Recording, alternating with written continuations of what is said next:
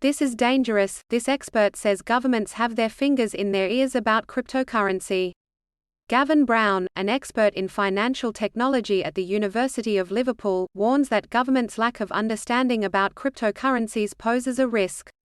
Despite being over a decade old, cryptocurrencies are still not well understood by many policymakers. The decentralized nature of cryptocurrencies makes them difficult to regulate, and many of them are deliberately constructed to be anti-state. Brown argues that this lack of regulation and understanding of cryptocurrencies is dangerous, as it poses a constant threat. Cryptocurrencies may be used for nefarious activities such as ransomware attacks, terrorism, and drug dealing. Governments need to take crypto seriously and understand its power. Title: Is clear snot clear enough to send kids to school? With winter fast approaching, sniffles and runny noses are sure to follow. But, with pediatricians and childcare centers offering what some parents deem as unreliable advice, what can you do? One piece of advice that has been floating around for years is, if it's clear, you're in the clear when it comes to snot. However, according to experts, this is a myth. The color of snot doesn't mean much when determining if one is infectious. Instead, experts suggest looking at the overall symptoms and improvement, as well as the timing of the illness. Most people are contagious before symptoms appear and a few days after, so it's better to err on the side of caution. Title: First responders share advice and support for Hunter Valley tragedy. First responders to two of Australia's deadliest bus crashes in 1989 offer advice and support to emergency and healthcare workers dealing with the aftermath of the Hunter Valley bus crash on June 11. Ray Walkden and Ray Jones urge those affected by the tragedy to talk about their feelings and seek help from loved ones. The two veterans of emergency services stress the importance of managing emotional trauma and seeking support from the community. The Hunter community is encouraged to rally together and support those affected by the tragedy, as the emotional impact will last for many years. Former Darwin councillor faces court on domestic violence charges. Former Darwin councillor Paul Arnold has been remanded in custody after appearing in the Darwin local court on multiple domestic violence-related charges. The 51-year-old is charged with damage to property, aggravated assault, unlawful stalking, and engaging in conduct that contravenes a domestic violence order (DVO). Arnold, who is also a well-known artist in Darwin, represented the Lions ward as a councillor for the city of Darwin until he resigned in May after 3 years in the role. The court will decide on bail on June 19. Title: Struggling New South Wales prawn industry receives $21.4 million payout for white spot outbreak. The New South Wales prawn industry has been hit by a financial crisis due to the exotic white spot disease, but a $21.4 million payout has been announced by the state government to help the industry. Fishers have been in lockdown since February after the highly contagious disease was discovered in the Clarence River last August, causing over 40 trawlers to lay idle.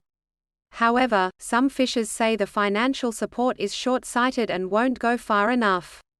The funding will be used for the ongoing biosecurity response and a targeted assistance package for those businesses directly impacted, as well as a dedicated mental health program for fishers and farmers. Man pleads guilty to killing Jack Kineen in deliberately lit fire explosion. Christopher Keith Fox has pleaded guilty to unlawfully killing 23-year-old Jack Kineen, who died in an explosion caused by a deliberately lit fire. Kineen was off-roading with friends in Perth when he came across the fire, and as he approached, an explosion occurred, leaving him with critical injuries. Despite efforts to provide emergency first aid, Kineen died at the scene. Fox was charged with manslaughter after police revealed the fire was deliberately lit, with structural components causing the explosion. The accused has been released on bail, and his sentencing hearing in the Supreme Court is set for October. Title: Share your AI experience in the workplace. The ABC is inviting employees, business owners, and industry experts to share their stories on how artificial intelligence (AI) is impacting their workplace. With AI set to revolutionize industries, from healthcare to finance to manufacturing, the ABC wants to hear about how it is transforming your workplace.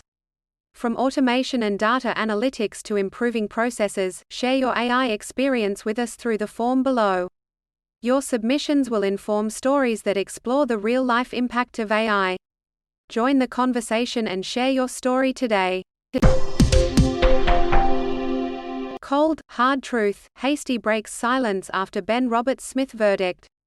Former SHASH captain and Liberal MP Andrew Hastie expressed his relief at Ben Roberts-Smith losing his defamation trial. He applauded the courage and bravery of former colleagues who gave evidence against the Victoria Cross winner. According to Mr. Hastie, their actions had validated the cold, hard truth that has burdened many SHASH officers for years. He also added that those who gave evidence were some of the hardest and toughest characters he met in the SASR. Hastie said that the actions of the SHASH regiment during the Afghanistan conflict should not lead to its disbandment. Teen with links to Maryborough triple fatal crash arrested for 9th time in less than 2 months.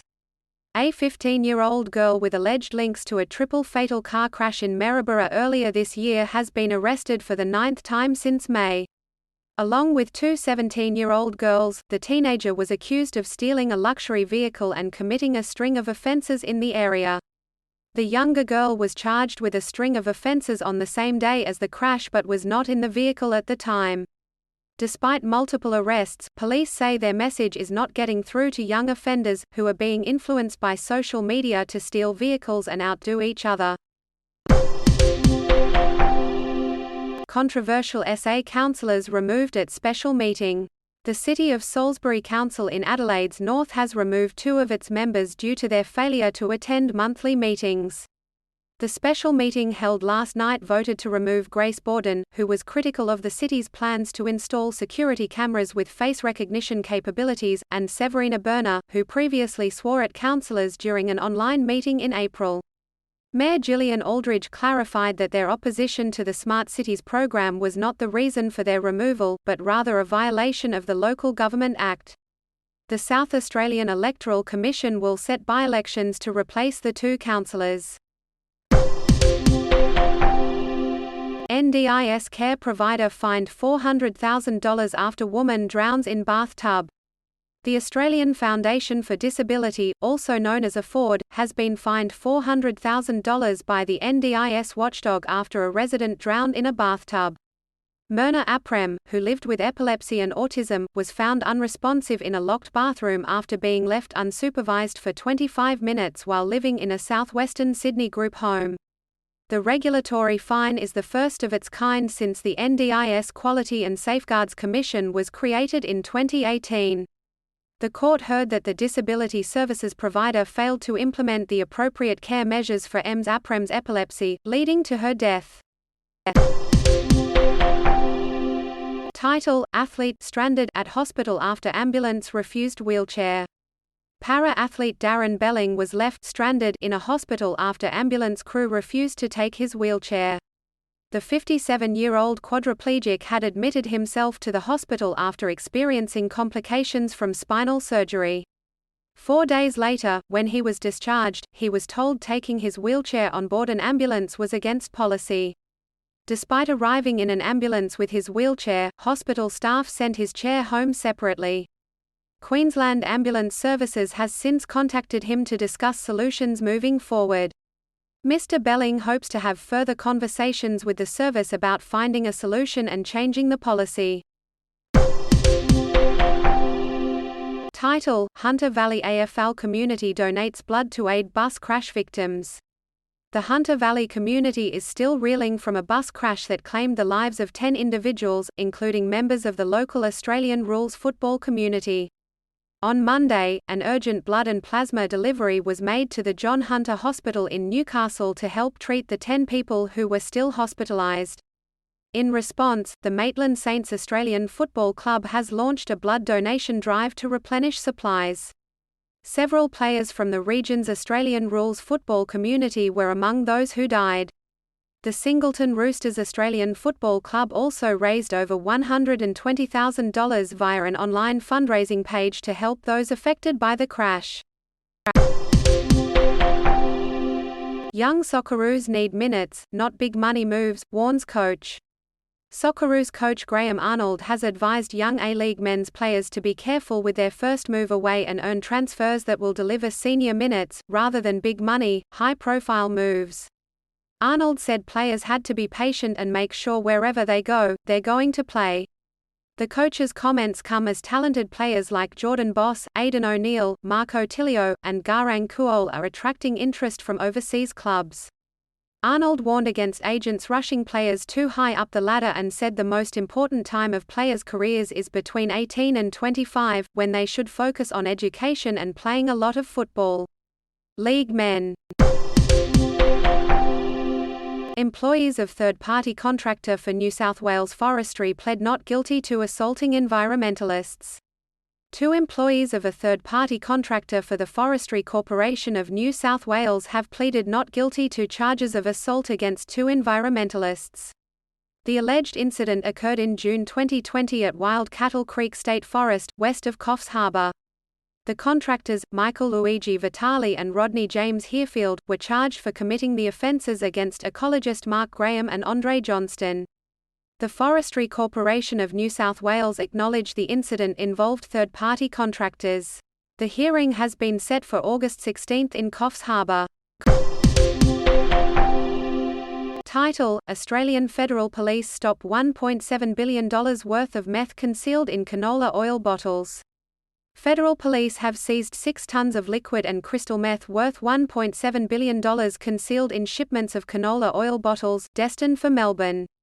The Australian Federal Police (AFP) worked with Canadian authorities and other agencies to confiscate the drugs, which is equivalent to 19 million hits of highly addictive drugs. The police hope that the bust will put a dent in the illegal substance market, as Australian drug users spend billions of dollars on methamphetamines each year. 6 men have been arrested and charged over the alleged canola oil plot, and the police expect to make further arrests. Title: New South Wales Police need mandatory training to improve domestic violence response, says report. The Law Enforcement Conduct Commission has released a report revealing that New South Wales police officers require more training to handle domestic violence cases. The report analysed 470 complaints filed between 2017 and 2021 and found that many officers had inadequate training to deal with domestic violence cases. The Commission also found that in 77% of cases, officers from the same command investigated their own colleagues accused of domestic violence. The Law Enforcement Conduct Commission recommended mandatory specialised training for all officers and that cases involving police officers be investigated by another command as standard procedure. Survivor who was sexually abused in state care receives apology from South Australia's Premier. South Australia's Premier, Peter Malinauskas, apologised to survivors of child sexual abuse in state care during an address to Parliament, including Key Meekins, who was taken interstate and sexually abused in the 1960s. Mr. Meekins revealed his story 28 years ago, which inspired other survivors to speak out and has led to some of the most substantial child protection reforms in South Australia's history. The apology came as a relief to Mr. Meekins, who spent decades trying to prove his story. This apology shows that he is recognised in Parliament and that he is heard and believed.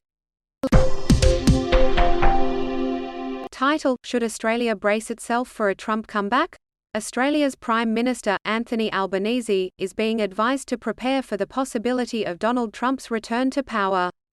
Bruce Wolpe, a former advisor to Democrats in Congress and Julia Gillard in Australia, thinks that Trump has a higher chance than many in Australia are willing to contemplate.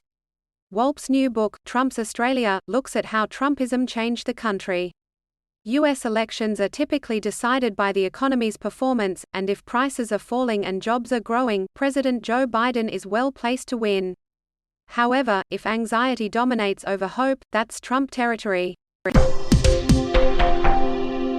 Title: Senator Lydia Thorpe accuses Liberal David Van of sexual assault in the Senate, but later withdraws comments.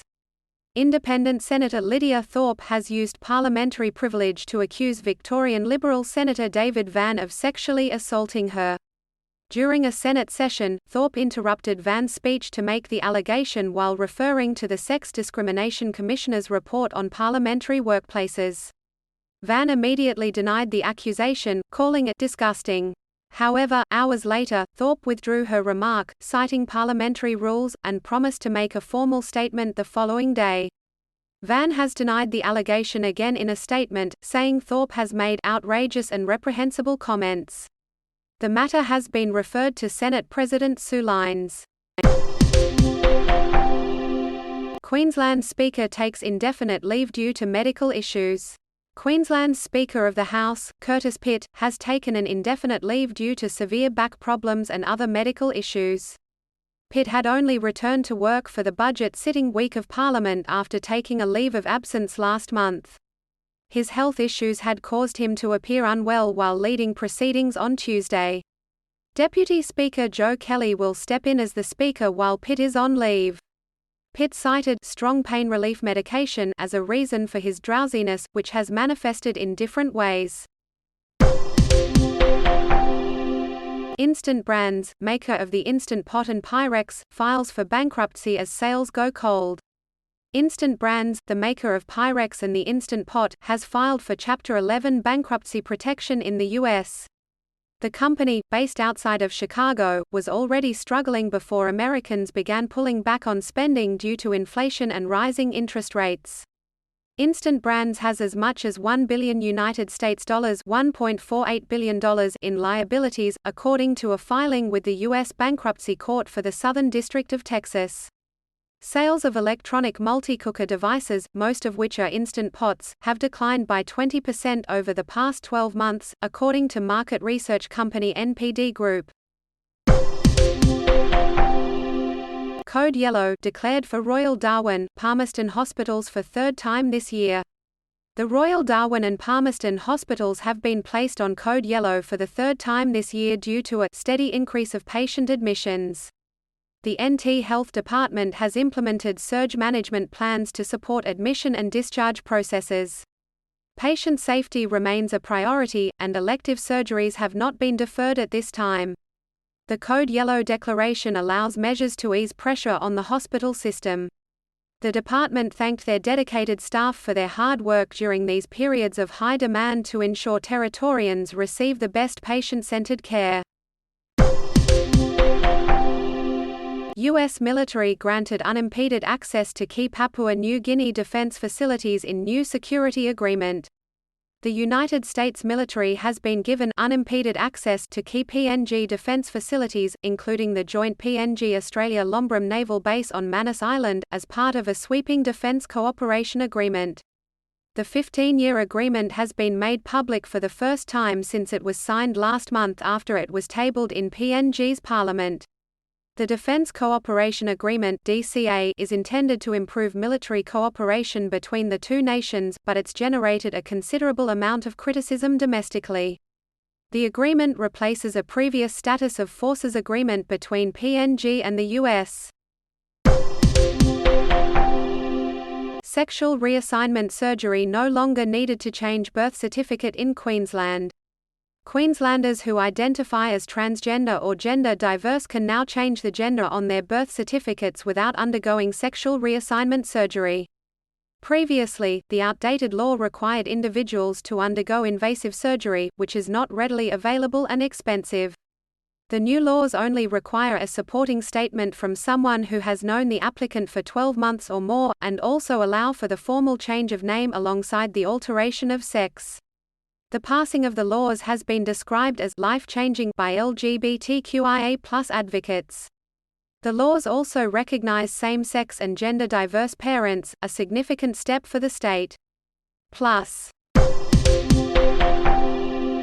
Title: PwC invested in college while consulting for tertiary education regulator. PricewaterhouseCoopers (PwC) acquired a $5.5 million stake in the top education group College just a day after it began working on a consulting contract with the federal government's regulator of tertiary colleges. 8 senior partners of PwC also invested another $2.5 million in the college a year later. All the investments were made before the company was floated on the Hong Kong Securities Exchange in May 2018.